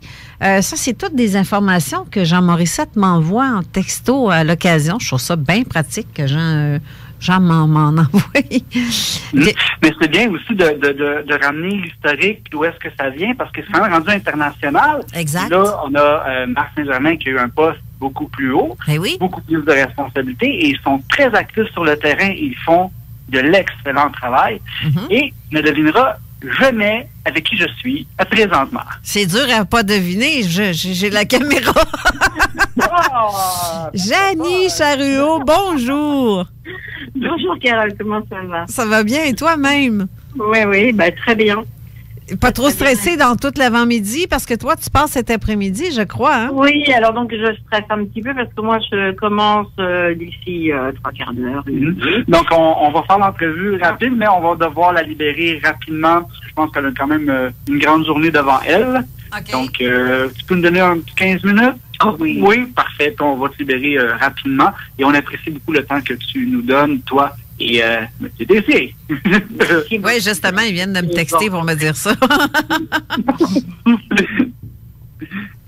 Allez, vas-y. Donc, la journée, l'organisation aujourd'hui, c'est beaucoup de travail. Comment ça se passe dans une journée dans ta aujourd'hui, là? À quelle heure ça a commencé? On arrive ici, on monte la salle, puis la préparation. Ça a commencé hier soir. Un grand nombre d'entre nous sont arrivés hier soir. On a eu la chance de pouvoir monter la salle, faire les essais, etc. Et l'historique, c'est du travail d'un an. Avec les enquêtes, on choisit les enquêtes, ensuite on monte les vidéos, on fait, vous avez vu, hein, on fait des montages photos pour bien appuyer les propos des gens, etc. Donc non, c'est beaucoup de travail. Ouais. Et je pense que les gens sont très satisfaits. Moi, je suis allé dans la salle, j'ai couru un peu ce matin parce qu'on a un autre événement d'ampleur qui est à côté. Je donnerai pas de nom, mais c'est une personne très connue. Il y a du service, pas un service secret, mais il y a des gardes du corps pas loin. Mais on était ballottés un peu. C'est la politique, tu parles, là. Ouais, OK, ben oui, la politique, hein, tout le temps la main longue plus que n'importe qui, là. Mais ça m'a pris quand même un certain temps de m'installer sur les lieux. Mais laissez-moi vous dire que la seconde que je suis rentré dans la salle le matin, les gens étaient super happy. Les gens avaient le goût d'être là, le gros sourire. Tous les gens du Moufon sont là. On a un super de bel accueil. Puis c'est agréable, c'est super le fun. Moi, je tripe tout le temps. C'est un bel événement. Ben oui, c'est une belle gang. Une belle réussite. Ah oui, merci. Puis c'est pas fini, là. C'est le début. On va avoir une finale grandiose, on va dire. Oui, c'est sûr, avec des dévoilements sur l'affaire du Crop Circle de ça. C'est quelque chose qui est très attendu. Puis il va falloir s'accrocher, vous allez voir. Je pense qu'il va y avoir une enquête une belle enquête puis tellement d'ampleur. Je pense qu'on veut tous des résultats, hein. Et puis si je te supplie, peux-tu m'en donner un petit peu là ou il faut que j'attende? Non. Je pense qu'il va falloir. Arrange pas qu'elle se lève déjà de sa chaise, toi, là. C'est mon service.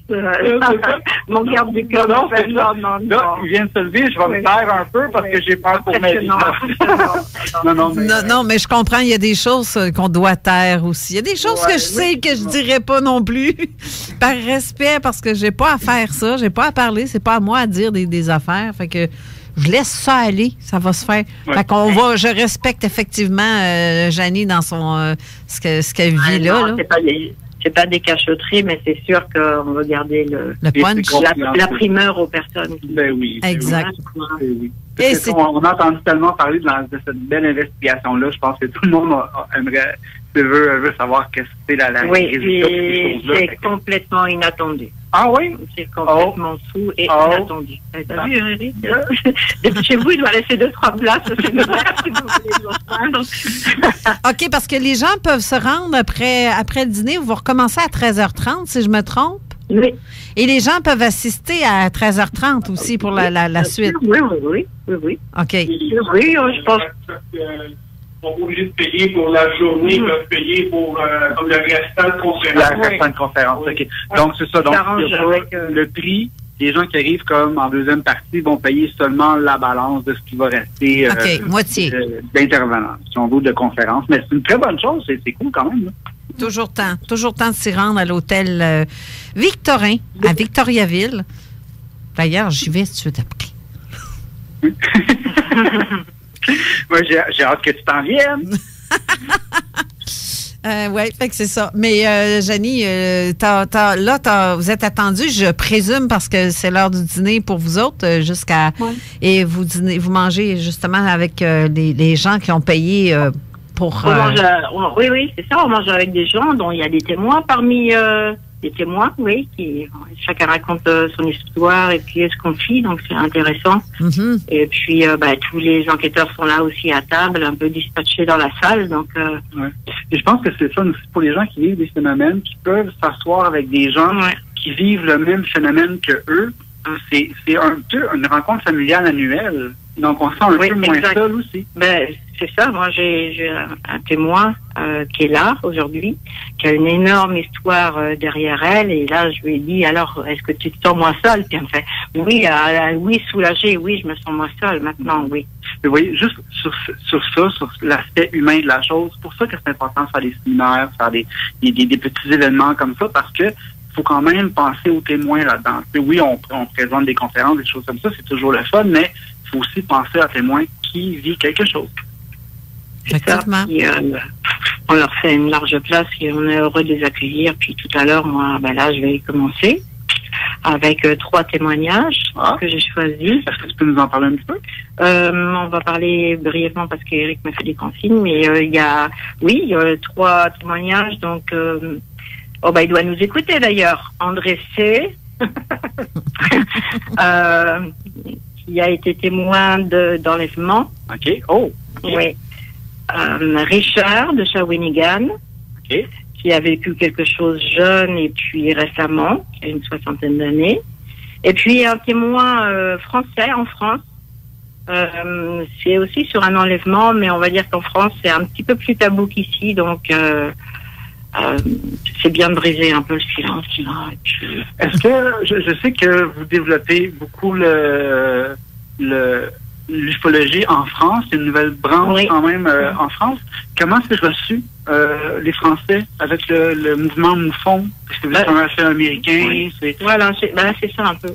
C'est reçu un peu américain. Mais ça s'ouvre de plus en plus quand même. Pascal Fechner fait un énorme travail d'ouverture. Puis ça fait son chemin, mais c'est bien. De toute façon, c'est quand même Marc qui s'occupe de ça. Non, ok, c'est vraiment deux branches. Ils sont partis, ils ont pris leur envol. Et... Ah, ok. Oui. Ah, mais ils sont libres. Okay. Donc, on me fait faire un 5 minutes pour... si Éric, est-tu à côté de vous autres aussi? Oui, c'est ça. On va... Parce qu'il nous reste à peu près 5 minutes pour placoter aussi avec Éric, parce qu'on termine dans 10 minutes, en fait, avant que l'autre émission arrive. Fait que, je te remercie. Éric, tu veux dire quelque chose? Oui. On va demander à Éric de venir s'asseoir. Je reste là, je demande. Allô tout le monde. Salut. Bonjour Éric, ça va bien? Oui, toi? Ben oui. Bon, une nouvelle. Jenny, elle a eu une autre promotion. Hein? Oh, c'est toi qui l'annonce! Ça sent-tu le scoop en direct, toi, là? Oui. Ah, hey! Scoop en direct, let's go. Ça, on peut en parler. Certain. Mais, vu que Marc est rendu directeur national de MUFON, mais on avait un poste libre pour le directeur provincial Québec, mais on a une directrice. Ah, félicitations! Bravo! Bravo, Jenny. Mais c'était censé être pas annoncé avant cet après-midi avec Marc Saint-Germain. Oui, alors on a demandé la permission. Oui, c'est vrai. Oh, Colin, merci. On a demandé la permission, il a dit oui. Je l'ai eu, mon scoop. Ah, merci. Hey, ça, c'est le fun. On l'apprend avant tout le monde. Ça, je trouve ça vraiment cool. C'est ça, tout le monde, c'est JMD 96.9. L'idée que d'avoir des scoops comme ça. Les gens qui sont dans la salle, ils vont le savoir, eux autres, seulement que tantôt, parce qu'ils ne peuvent pas nous écouter. En fait. Ça, je suis vraiment contente. Tu vois, ça, c'est ça, Jean-François, tantôt que je te disais. Il y a des choses que je sais et que je peux pas dire. Je le savais. Oui, c'est ça, exact. C'est bouche cousue. C'est ça. Mais maintenant, il y a du travail parce que c'est quand même la succession de Marc Saint-Germain. Donc, c'est quelque chose. C'est quand même une grosse pointe. Je suis sûr que vous avez relevé le défi haut la main. On est là pour la braquer. Exactement. Je suis même pas inquiète. Bon. Là, il faut que je chicane ma bosse, là, pour que j'aille manger. C'est ça, va manger. À bientôt. Bye. Bye, Jenny. Il reste à peine 10 minutes, en fait. C'est 5 minutes, parce que, justement, l'émission qui suit, elle va venir en studio dans très peu de temps. Alors, Éric, comme ça a été beaucoup d'organisation, tout ça ce matin. Et toi, tu es là depuis ce matin ou depuis hier? Depuis ce matin. OK. Je suis arrivé vers 7h et pas loin de 8h. OK. Le temps de céduler, checker, me placer moi, puis concorder avec Alain pour la présentation qu'on a faite ce matin du Crop Circle. OK. Puis après, gérer mon monde pour venir faire les interviews là, à la radio. Là, puis ça a été un aide tellement. Merci beaucoup. Ouais. Hein, il amenait les gens, puis il y avait une belle rotation, ça se faisait bien. C'est grâce à lui. Hein, oui, il a bien géré ça. Oui, on est là pour ça. T'as bien fait ça. Ben oui. En tout cas, moi, gars, c'est grâce à ça, justement, c'est grâce à toi et ta perspicacité qu'on a pu avoir tous ces beaux enquêteurs-là qui ont pu venir c'est ça, parler. On a beaucoup, on a comme beaucoup d'enquêteurs qu'on parle tout le temps, plus ou moins pas comme des mêmes, mais comme moi, je fais comme 2-3 fois à la radio. On entend comme moi, mais moi, je voulais qu'on présente les autres enquêteurs. Oui, il y en a d'autres. Oui, ils sont nouveaux. On entend un petit peu moins parler, mais c'est important qu'ils prennent leur place. Exactement. Qu'ils comptent un peu de leur vécu dans le domaine. Et c'est important aussi parce qu'ils vont prendre de l'assurance. On regarde de parler aussi à la radio, à la télévision, parce qu'on va être souvent confronté à ce genre de choses-là. Quand on fait ce travail-là, on n'a comme pas le choix, là, tu sais. Donc, c'est une belle expérience pour eux quand même. C'est intéressant. Oui, c'est le fun. Ça aussi, ceux qui n'ont pas pu se présenter au séminaire pour X raisons, mais ont eu un petit peu les cues de qu'est-ce qui s'est passé. Et aussi, il y a quelques images qui vont être disponibles plus tard là, sur MUFON, sur YouTube, le channel. Et moi, c'est sûr, je vais m'assurer que je vais faire des entrevues tantôt. Je vais m'assurer que ce beau congrès-là soit diffusé aussi sur la chaîne de ODH TV. Donc, mais ton impression jusqu'à maintenant, là, les gens, la présentation. Il y a beaucoup de monde. J'ai super de fun. Il y a du monde intéressant, intéressé.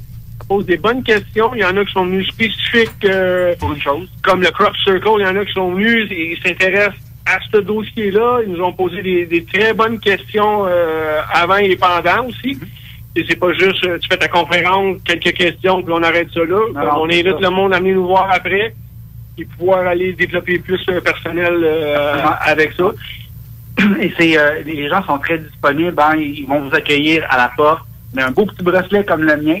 Et puis, voilà. Et puis, les gens posent beaucoup de questions. Les gens sont disponibles. Fait que c'est toujours le fun. Y a-t-il une conférence que toi, t'as hâte d'écouter tantôt? Ben oui. Laquelle? T'as un en particulier, là, mettons là. Ben, la celle du Crop Circle, les extraits du Crop Circle. Oui, mais à part celle-là, juste c'est le gros punch. À part celle-là, mais il y en avait celle de Luigi que j'ai tout le temps manqué. Je reviens de remanquer parce que je l'ai punch, je manque tout à la fin. Non, c'est pas vrai.